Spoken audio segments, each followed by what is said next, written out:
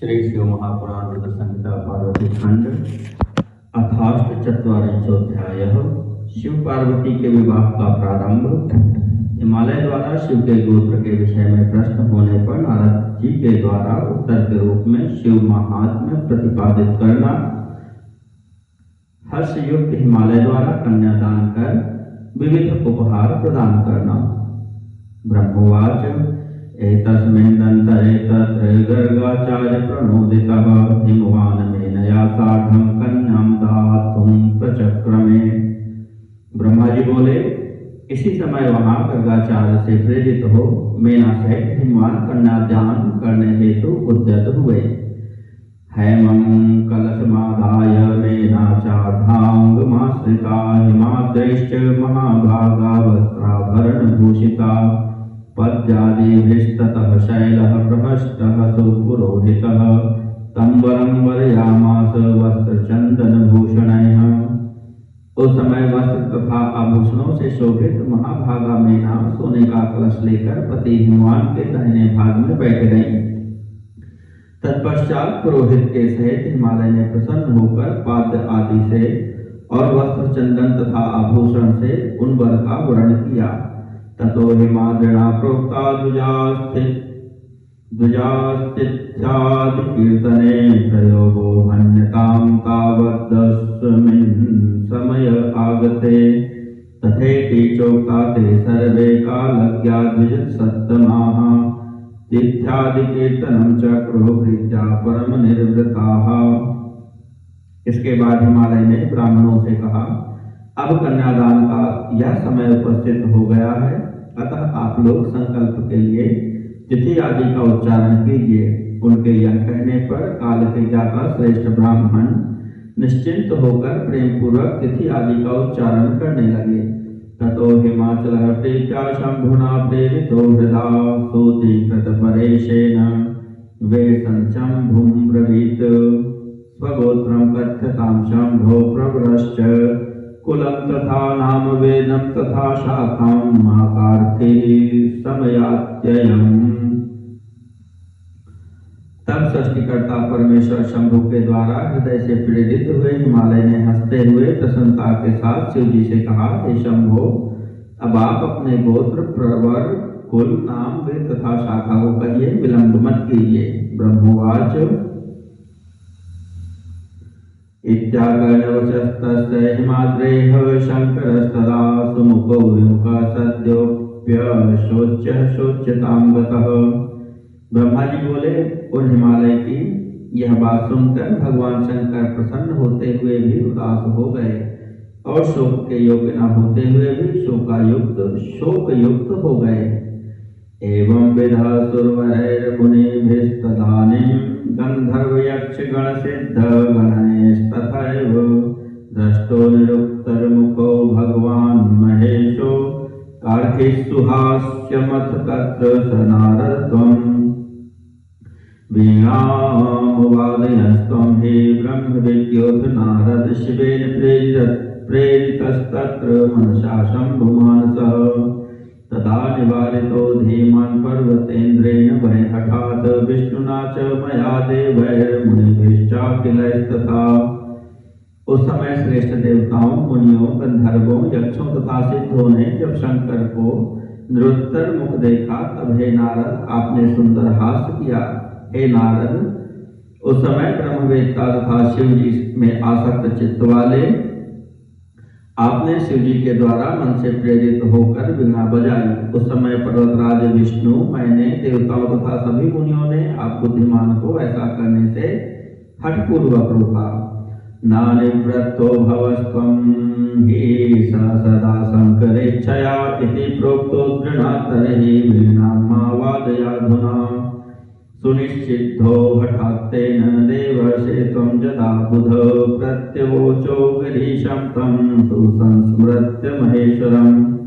किंतु जब शिव जी की इच्छा से आप नहीं माने, तब पुनः हिमालय ने आपसे कहा, इस समय आप वीणा मत बजाइए। हे बुद्धिमान, हे देवर्षे, जब उन्होंने हठपूर्वक आपको मना किया, तब आप महेश्वर का स्मरण करके हिमालय से कहने लगे। नारदवाच त्वं हे मूढ़त्वपापन्नो न जानासि च किंचन विषयेति वासी त्वं बहिर्मुखः। नारद जी बोले, हे पर्वतराज, आप मूढ़ता से युक्त हैं, अतः कुछ भी नहीं जानते। महेश्वर के विषय में कितनी बातों से आप सर्वथा अनभिज्ञ हैं। त्वया पृष्टो हरः साक्षात् स्वगोत्र कथनं प्रति समयेऽस्मिन् उपहासकरं वचः। आपने इस समय जो साक्षात महेश्वर से गोत्र बताने के लिए कहा है, वह वचन अत्यंत हास्यास्पद है। अस्य गोत्रं कुलं नाम नैव जानन्ति पर्वत विष्णु ब्रह्मादयोऽपि परेखां का कथा स्मृता। हे पर्वत, ब्रह्मा विष्णु आदि भी इनका गोत्र कुल नाम नहीं जानते, दूसरों की क्या बात कही जाए। यस्यैक दिवसे शैल ब्रह्मकोटिर्लयं गता सैव शंकरस्तेज्य दृष्टकाली तपोबलात्। हे शैल, जिनके एक दिन में करोड़ों ब्रह्मालय को प्राप्त हो जाते हैं, उन शंकर का दर्शन आपने आज काली के तप के प्रभाव से ही किया है। अरूपोऽयं परब्रह्म निर्गुणः प्रकृतेः परः निराकारो निर्विकारी मायाधीशः परात्परः। ये प्रकृति से परे परब्रह्म अरूप निर्गुण निराकार निर्विकार मायाधीश तथा परात्पर हैं। अगोत्र कुल नामा ही स्वतंत्रो भक्त वत्सलः तदिच्छया ही सगुणः सुतनुर्ब्रहु बहुनाम भ्रत। ये स्वतंत्र भक्त वत्सल और गोत्र कुल तथा नाम से सर्वथा रहित हैं। ये अपनी इच्छा से ही सगुण सुंदर शरीर वाले तथा अनेक नाम वाले हो जाते हैं। सुगोत्री गोत्रहीन कुलहीन कुलीन कह पार्वती तपसा सोद्य जमाता तेन संशयः। ये गोत्रहीन होते हुए भी सब श्रेष्ठ गोत्र वाले हैं, कुलहीन होते हुए भी उत्तम कुल वाले हैं, और आज पार्वती के तप से आपके जमाता हुए हैं, इसमें संदेह नहीं है। लीला विहारिणा तेन मोहितं सचराचरं नो जानाति शिवं कोऽपि प्राज्ञोऽपि गिरिसत्तम्। लिंगाकृतेर्महेशस्य केन दृष्टं न मस्तकं विष्णुर्गत्वा हि पातालं तदैनं नापु विस्मितः। उन लीला विहारी ने चराचर सहित जगत को मोहित कर रखा है। हे गिरिसत्तम, कोई महान ज्ञानी भी इन्हें नहीं जानता। ब्रह्मा जी भी लिंग की आकृति वाले महेश के मस्तक को नहीं देख सके। विष्णु भी पाताल तक जाकर इन्हें नहीं प्राप्त कर पाए और आश्चर्यचकित हो गए। किं बहुक्ता नरश्रेष्ठ शिव माया दुरत्यया तदधीनास्त्रयो लोका हरि ब्रह्मादयोऽपि च। हे गिरिश्रेष्ठ, अधिक कहने से क्या लाभ। शिव जी की माया बड़ी दुस्तर है। त्रिलोक और विष्णु ब्रह्मा आदि भी उसी माया के अधीन हैं। तस्मात् त्वया शिवाकात् सुविचार्य प्रयत्नतः न कर्तव्यो विमर्शोऽत्र त्वेव विध्वरे मनाक।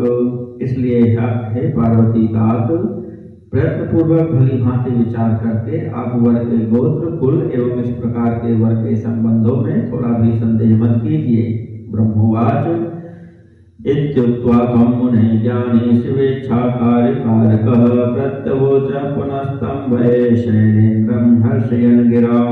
ब्रह्मा जी बोले, हे मुने, ऐसा कहकर ज्ञानी तथा शिव की इच्छा से कार्य करने वाले आप पर्वतराज की अपनी वाणी से हर्षित करते पर्वतराज को अपनी वाणी से हर्षित करते हुए पुनः उनसे कहने लगे। नारदवाच शृणु तात महाशैल शिवा जनक मद्वचः तच्छ्रुत्वा तनयां देवीं देहि त्वं शंकराय हि।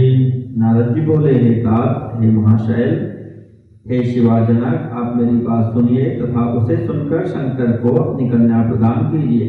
सगुणस्य महेशस्य लीलया रूपधारिणः गोत्रं कुलं विजानीहि नामदेव हि केवलम्। अपनी लीला से अनेक रूप धारण करने वाले सगुण महेश का गोत्र तथा कुल केवल नाद ही जानिए। शिवो नादमयः सत्यं नादः शिवमयस्तथा उभयोरंतरम नास्ति नादस्य च शिवस्य च। शिव नादमय है और नाद भी शिवमय है, यही सत्य है। शिव तथा नाद, इन दोनों में भेद नहीं है। सृष्टो प्रथम जत्वाद्धे लीला सगुण रूपिणः शिवानादस्य शैलेन्द्र सर्वोत्कृष्टस्ततः सहि। षष्ठी के आरंभ में लीला से सगुण रूप धारण करने वाले शिव के द्वारा सर्वप्रथम नाद की उत्पत्ति होने के कारण वह सर्वश्रेष्ठ है। अतो हि वदिता वीणा प्रेरितेन मयाद्वै सर्वेश्वरेण मनसा शंकरेण हिमालय। इसीलिए हे हिमालय, अपने मन में सर्वेश्वर शिव से प्रेरित होकर मैंने आज वीणा बजाई है। ब्रह्मवाच एतच्छ्रुत्वा तौ मुनेः वचस्तत्तु गिरीश्वरः हिमाद्रिष्टोषमापन्नो गतविस्मय मानसः। ब्रह्मा जी बोले, हे मुने, गिरीश्वर हिमालय आपका यह वचन सुनकर संतुष्ट हो गए और उनके मन का विस्मय जाता रहा। अथ विष्णु प्रभृतयः सुराश्च मुनयस्तथा साधु साध्वति ते सर्वे प्रोचुर्विगत विस्मयाः। तब विष्णु आदि वे देवता एवं मुनि विस्मय रहित हो साधु साधु ऐसा कहने लगे। महेश्वरस्य गंभीर्यं ज्ञात्वा सर्वे विचक्षणाः स विस्मया महामोदान्विताः प्रोचुः परस्परम्। यस्याज्ञया जगदिदं च विशालमेव जातं परात् परतरो निजबोधरूप सर्वस्वतन्त्र गतिकृत् परभावगम्यः सोऽसौत्रिलोकपतिरच्च नः सुदृष्टः। सभी विद्वान लोग महेश्वर के गांधीर्य को जानकर विस्मित होकर परम आनंद में निमग्न हो परस्पर कहने लगे, जिनकी आज्ञा से यह विशाल जगत उत्पन्न हुआ है और जो पर से भी परे निजबोध स्वरूप हैं, स्वतंत्र गति वाले, उन उत्कृष्ट भाव से जानने योग्य हैं, उन त्रिलोकपति शिव को आज हम लोगों ने भली भांति देखा। अथ ते पर्वत श्रेष्ठा मेरुवाद्या जात संभ्रमाः ऊचुस्ते चैक पद्मेन हिमवंतम नगेश्वरम। तदनंतर वे सुमेरुवादी सभी श्रेष्ठ पर्वत संदेह रहित होकर एक साथ पर्वतराज हिमालय से कहने लगे, पर्वताऊचुः कन्यादाने स्थीयतां चाद्यशैलनाथोक्त्या किं कारणाशस्तत्तवैव सत्यं ब्रूमो नाथ कार्यो विमर्श तस्मात् कन्या दीयतामीश्वराय। पर्वत बोले, हे शैलराज, अब आप कन्यादान करने के लिए समुद्यत हो जाइए। विवाद से क्या लाभ, ऐसा करने से निश्चय ही आपके कार्य में बाधा होगी। हम लोग सत्य कहते हैं, अब आपको विचार नहीं करना चाहिए, अतः आप शिव को कन्या प्रदान कीजिए। ब्रह्मवाच तच्छ्रुत्वा वचनं तेषां सुहृदां स हिमालयः स्वकन्यादानं करोच्छिवाय विधिनोदितः। ब्रह्मा जी बोले, उन सुहृदों की बात सुनकर विधि से प्रेरित होकर हिमालय ने शिव को अपनी कन्या का दान कर दिया। इमां कन्यां तुभ्यमहं ददामि परमेश्वर भार्यार्थं परिग्रहणीश्व प्रसीद सकलेश्वर। उन्होंने कहा, हे परमेश्वर, मैं अपनी कन्या आपको दे रहा हूँ। हे सकलेश्वर, आप भार्या के रूप में इसे ग्रहण कीजिए और प्रसन्न होइए।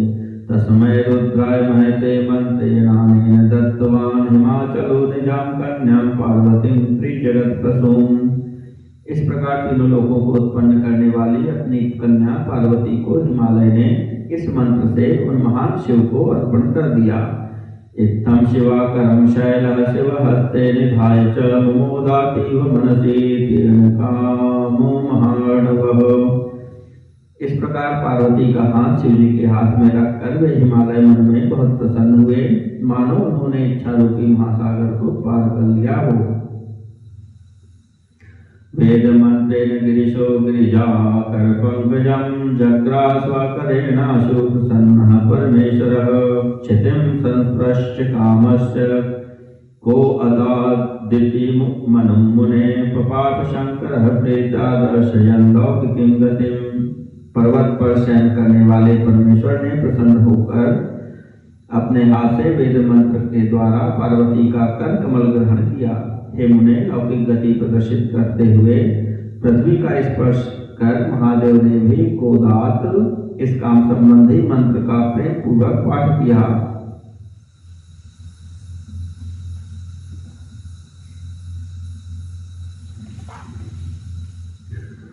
महोत्सवो महानासीत् सर्वत्र प्रमुदावः बभूव जय संराभो दिवि भूम्यन्तरिक्षके। साधु शब्दम नमः शब्दम चक्रु सर्वेपि हर्षिताः गंधर्वाः स जगो प्रीत्यानंदतुश्चाप्सर सरोगणाः।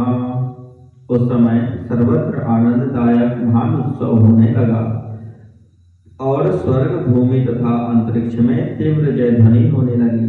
सभी लोगों ने अत्यंत प्रसन्न होकर साधु शब्द तथा नमः शब्द का उच्चारण किया। गंधर्वगण प्रीतिपूर्वक गान करने लगे तथा अप्सराएं नाचने लगी। हिमाचलस्य पौराहिम मुदुश्चाति चेतसी मंगलम महदासी द्वय महोत्सव पुरस्सरम। हिमालय के नगर के लोग भी अपने मन में परम आनंद का अनुभव करने लगे।